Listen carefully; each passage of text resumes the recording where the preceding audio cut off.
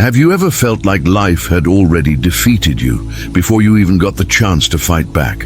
Like everything was unfair, like the weight of the world was rigged against you, like your only options were to complain, to blame, or to disappear. What if I told you that exact mindset is what's holding you prisoner? Most people don't realize it, but they're stuck in a silent, invisible loop. A loop of victimhood. A loop that whispers, it's not your fault, but robs you of the power to rise. According to William B. Irvine, at every moment we have the power to choose our attitude. That choice is where real freedom begins. To the Stoics, pain wasn't punishment. It was a training ground. Suffering wasn't the end, it was the beginning of growth, clarity, and inner strength. And in this video, you're going to understand why. We're diving deep into 7 brutal reasons why the Stoics rejected victimhood at its core. You'll learn how this philosophy shaped men and women of unshakable power, and most importantly, how it can change your life starting today. Stick around until the end, because the 7th reason, it's the most painful one to face, and the most liberating once you do. This is the Stoic Lighthouse, ancient wisdom for modern strength. If any part of this message hits home, if you feel like this might be the truth you needed to hear, do something simple but powerful. Hit like and subscribe. It's how this message keeps reaching those who need it most. Now breathe and prepare to confront something uncomfortable, because what comes next might change how you see your entire life. Let's begin. Number 1. Victimhood steals your power. How many times have you found yourself thinking, this isn't fair? Why me?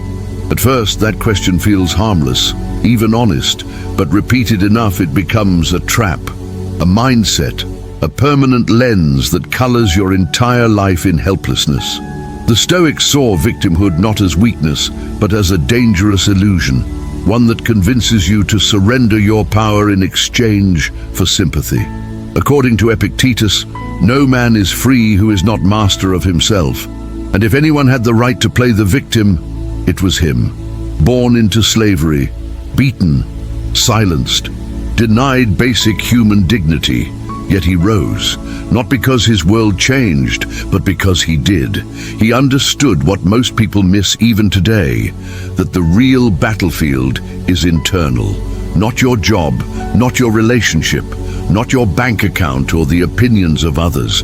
It's your own mind. Victimhood is seductive because it lets you point the finger. It tells you you're not to blame, and that might feel comforting, but it comes at the cost of your strength. Ryan Holiday puts it this way: if you want momentum, you'll have to create it yourself. No one is going to give it to you. And he's right. The world doesn't owe you rescue, but you owe it to yourself to stop waiting for one. Picture this: you're at sea. The storm hits, the waves rise, the wind screams. You can't stop the storm, but you can still steer. Victimhood is when you let go of the wheel and curse the ocean. Stoicism is when you hold the wheel tighter no matter how hard it gets. Pierre Hadot, one of the greatest interpreters of ancient philosophy, described Stoicism not as a set of theories, but as a set of practices, daily exercises to build emotional resilience and inner strength. The Stoic trains like a warrior of the mind, and that training starts with rejecting the role of the victim. The victim wants pity, the Stoic wants purpose. The victim begs for fairness, the Stoic builds endurance. The victim hands away control, the Stoic takes radical responsibility. Donald Robertson adds, we become what we practice, and when we stop practicing weakness, we begin to remember our strength. That's why the Stoics didn't entertain victimhood, not because they were cold, but because they understood something powerful. Every time you choose to be a victim, you lose the one thing you can't afford to lose: your agency, your strength, your fire. And without that, you don't live, you just survive. Number 2, you don't control the world, but you control your response. Have you ever tried to change someone's behavior, to force an outcome, to fight against reality itself, and ended up overwhelmed, bitter, exhausted? You're not alone. One of the most common mistakes we make is trying to control what was never ours to begin with. The Stoics knew this well, and instead of wasting their energy outward, they turned inward. They trained themselves not to control the world, but to command their response. James Stockdale, a Navy pilot who survived over 7 years as a prisoner of war, understood this lesson with his life. He later said, "I never lost faith in the end of the story. I knew I could not control the walls around me, but I could control how I faced them." He had no control over the torture, the isolation, or the years lost, but he had full control over himself. And that's what made him unbreakable. Heraclitus, centuries before Stockdale, captured this same truth. Everything flows. Nothing stays still. The world moves with or without your permission. You don't get to pause the storm. You only get to choose how you move through it. This is the Stoic discipline, not to deny chaos, but to respond to it with strength, reason, and purpose. Massimo Pigliucci, a modern voice of Stoicism, puts it like this: "The idea is not to suppress emotions, but to train them, to respond wisely rather than react blindly." That changes everything. Imagine trying to hold back a river with your bare hands. That's what it feels like to try to control things outside your power. But if you stop resisting, if you focus instead on steering, you move forward. You don't control the economy. You don't control people. You don't control time, weather, or fate. But you do control what you do next. Tales of Miletus, one of the very first philosophers, believed that everything in nature had an order. To him, wisdom was about aligning with that order, not fighting it. The Stoic doesn't cling to what's slipping away.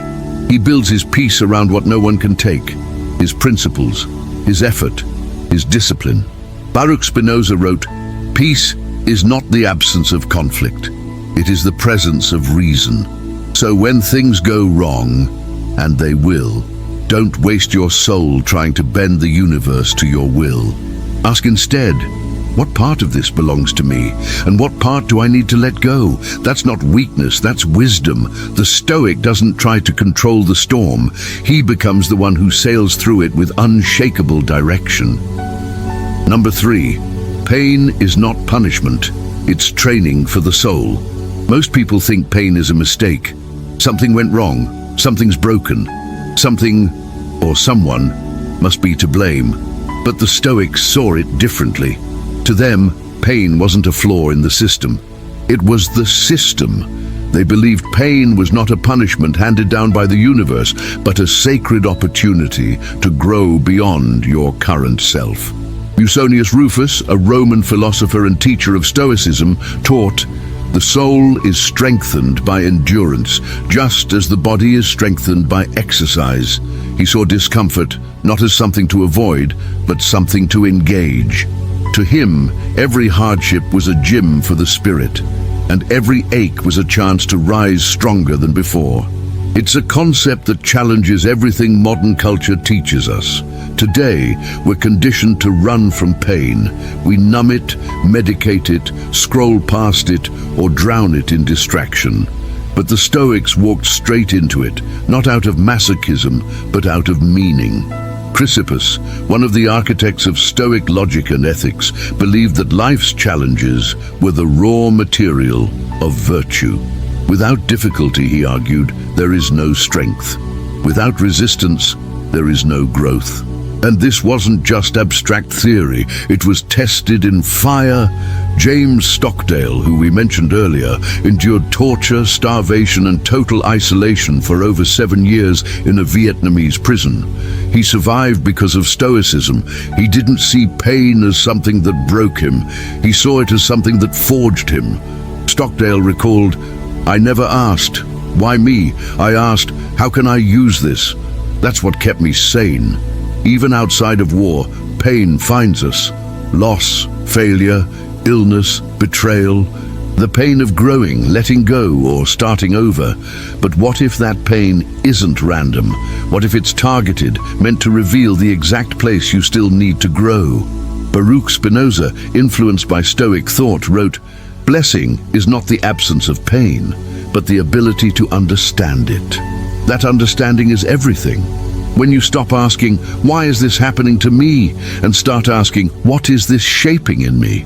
Your relationship with pain changes forever.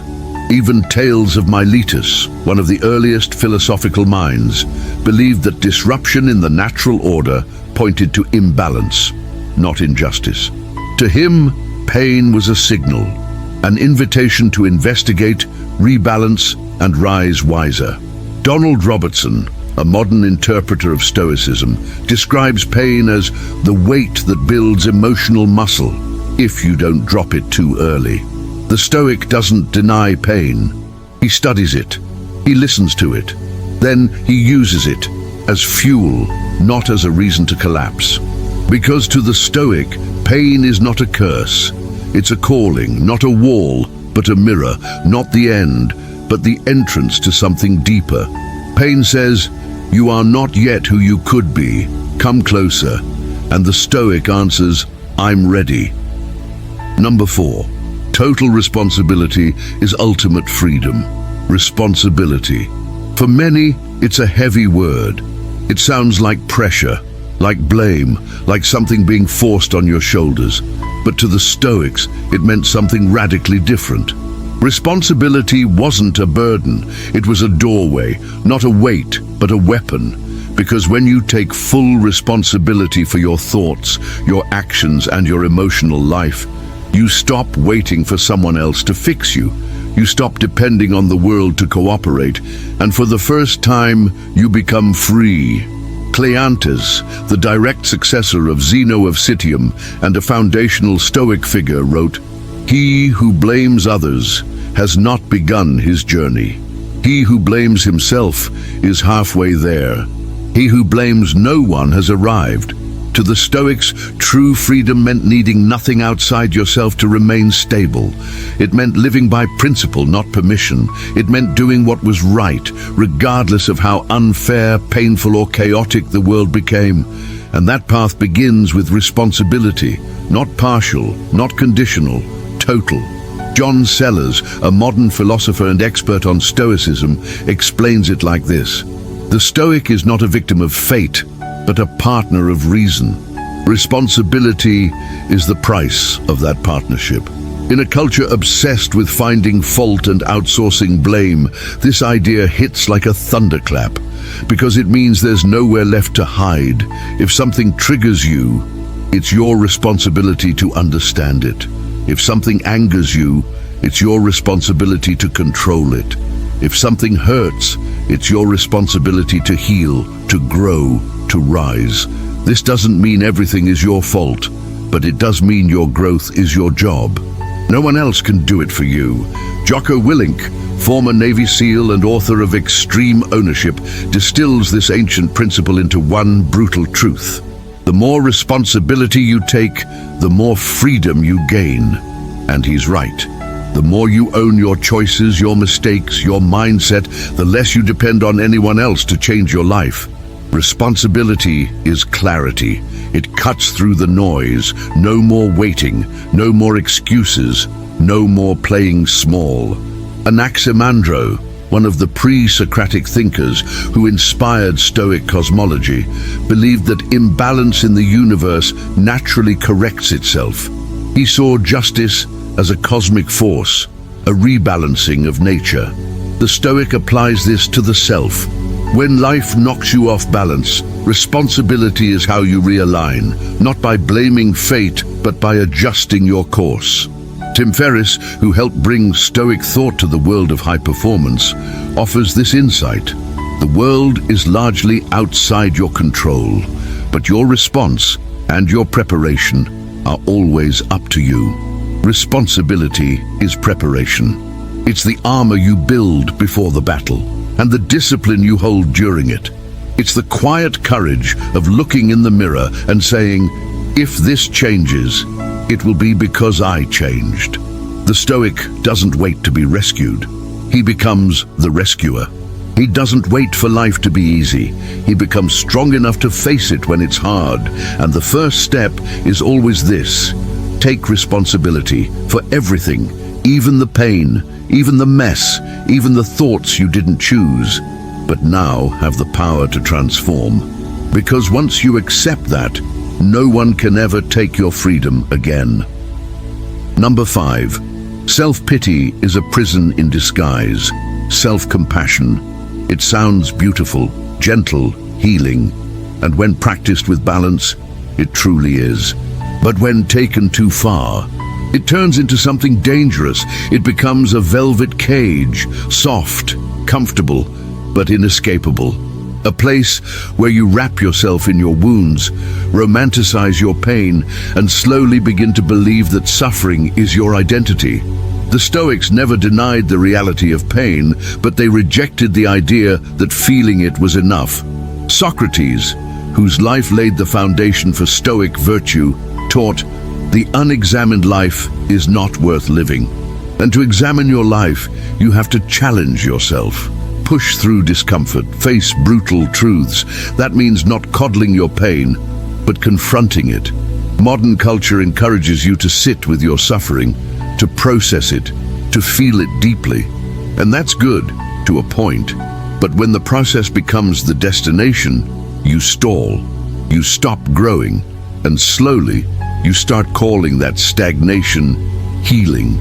Arthur Schopenhauer, though not a Stoic, echoed this warning from a different lens. Compassion with oneself, if indulged excessively, becomes the source of weakness. He saw clearly what many miss, that over-identifying with our own suffering turns it into an excuse, and excuses kill action. Sharon Lebel, who reframed Epictetus for the modern world, writes, "True self-compassion is quiet courage in the face of pain, not a performance of fragility." And that's the key. Courage. The Stoic doesn't aim to feel better. He aims to be better, not to wallow in the wound, but to transform it into wisdom. Aristotle, while not a Stoic, brought a powerful concept to this discussion, the idea of eudaimonia, human flourishing. For him, a flourishing life didn't come from safety or comfort, but from virtue, from discipline, character, and action in alignment with reason. Today's obsession with self-care sometimes forgets this. It forgets that strength, not softness, builds meaning. That challenge, not coddling, forges character. Kevin Vost, modern Stoic and psychologist, takes this even further.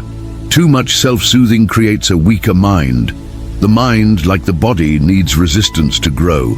Pain is not your enemy, neither is feeling it, but staying in it, defining yourself by it, worshipping it, that is the trap. Pythagoras, who believed deeply in harmony, taught that imbalance in any part of life leads to dysfunction. Too much self-pity, even in the name of self-love, is an imbalance, a distortion of emotional maturity. And here's the test. When self-compassion becomes your reason not to act, it has stopped serving you. Because healing isn't just about understanding your wounds, it's about walking again, even when it still hurts. The Stoic says, "I see the pain, I respect it, but I don't live in it." He doesn't decorate his prison, he breaks the walls down, because he knows, stay on the ground too long, and the ground becomes home.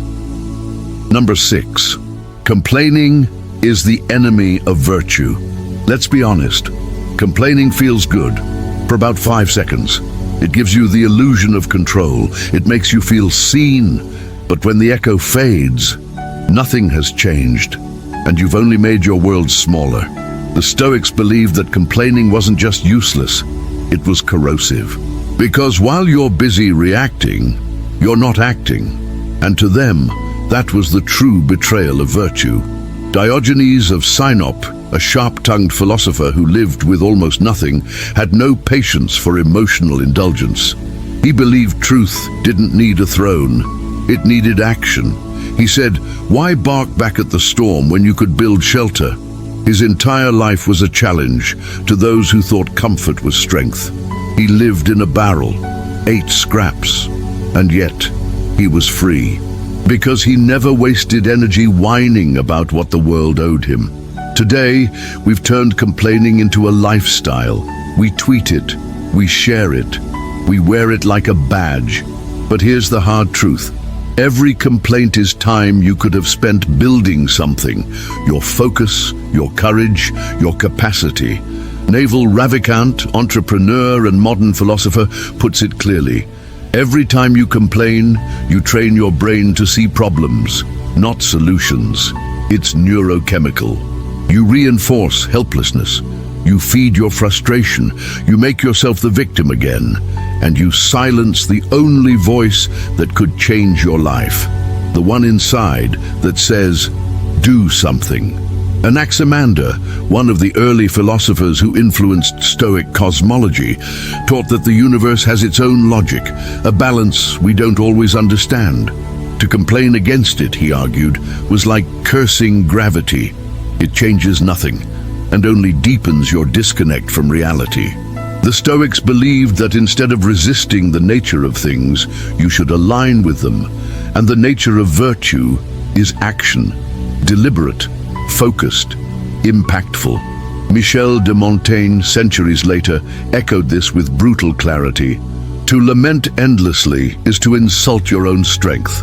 When you complain, you abandon your agency. You let your emotions lead while your mind falls behind. You hand your power to whatever you're whining about. The Stoic doesn't waste breath on blame. He breathes in clarity and exhales responsibility, because complaining feels like motion, but it creates no momentum. It's a treadmill of emotion. You move, but you don't go anywhere. Virtue, on the other hand, is forward motion. It builds, it transforms, it restores dignity to the moment. The next time you feel the urge to complain, pause, breathe, ask, what would a stronger version of me do right now? Because that answer is the only one that moves you forward. Number 7, death is always close. There's no time to be a victim. You will die, not someday in the distant future, but sooner than you think. It's uncomfortable to say, but the Stoics said it often, not to scare themselves, but to awaken their attention. To them, death wasn't a tragedy. It was a compass, a brutal, beautiful reminder. Life is short, so don't waste it acting like you're powerless. Seneca, who lived under constant political threat, said it clearly. It's not that we have a short time to live, but that we waste much of it. And one of the greatest wastes? Playing the victim. When you cling to resentment, when you keep blaming the past, when you wait for the world to heal what only you can repair, you're not living, you're rehearsing your death. The Stoic believed that memento mori, remember you must die, wasn't macabre. It was liberating. Because if death could come tomorrow, what excuse could possibly justify not rising today? Tim Ferriss, a modern advocate for Stoic thinking, uses death not to darken life, but to sharpen it. Remembering you're going to die is the best way I know to avoid the trap of thinking you have something to lose. That's the paradox. The more aware you are of death, the less afraid you are to act boldly. Tony Robbins, though not traditionally Stoic, echoes this urgency with a visceral truth. Most people tiptoe through life hoping to make it safely to death. But Stoicism doesn't tiptoe. It charges, not recklessly, but with full awareness of what's at stake. Anaximenes, one of the early thinkers who shaped natural philosophy, believed that breath, pneuma, was the essence of life. To the Stoics, this breath was also your moment-to-moment awareness. Every breath, a countdown. Every inhale, a reminder that you're still here. Every exhale, one step closer to your final one. So the question isn't, will I die? It's, what am I doing with the time I still have? Sharon Lebel, in her adaptation of Epictetus's teaching, says, we have no time to waste on self-pity. Life is too precious and too brief. You don't get to decide how long you'll live, but you do get to decide whether your story will be one of strength or stagnation. The victim delays. The Stoic decides. The victim waits, the Stoic moves, the victim fears the end. The Stoic uses the end to ignite the beginning. Because when death is close, you don't have time for excuses, for blame, for drama. You only have time to become courageous, to become focused, to become exactly what this moment demands of you. No more, no less. That's the fire the Stoics walked through, and they left a map behind. Now it's yours. If you made it this far, it says something powerful about you. It means you're not here for surface-level advice. You're here to change, to confront, to grow, no matter how uncomfortable that journey gets. And what you heard today wasn't comfort, it was confrontation. Because true philosophy doesn't pat you on the back, it puts a mirror in front of you and asks, are you living like your time matters? Let's recap. You learned that victimhood is a thief. It steals your strength, your clarity, your agency. You discovered that while you can't control the world, you can control your response, and that's where real power lives.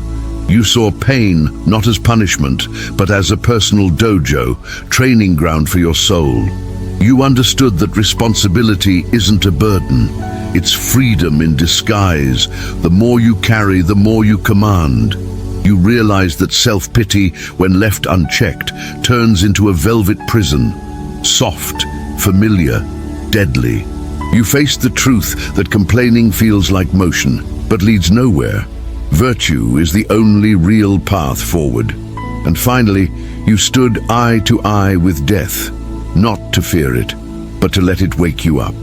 Michel de Montaigne once said, "To philosophize is to learn how to die, but to the Stoics, learning to die is how you finally learn to live." So I ask you now, which of these truths hit you the hardest? Was it the reminder that you still have choices, that pain can shape you, that the clock is ticking louder than you want to admit? Drop it in the comments. Because real change begins not with knowing, but with doing. Pick one insight. Apply it today. Act on it. Not tomorrow, not next week. Now. And if this video brought you clarity, if it sparked something honest inside you, hit the like button. Share it with someone who needs to hear this. And subscribe to the channel. Because here at the Stoic Lighthouse, we don't chase perfection. We pursue clarity, courage, discipline, every single day. And before you go, let me leave you with one final reflection. Donald Robertson wrote, "We're not here to conquer the world. We're here to conquer the chaos within ourselves." In the next episode, we're going even deeper.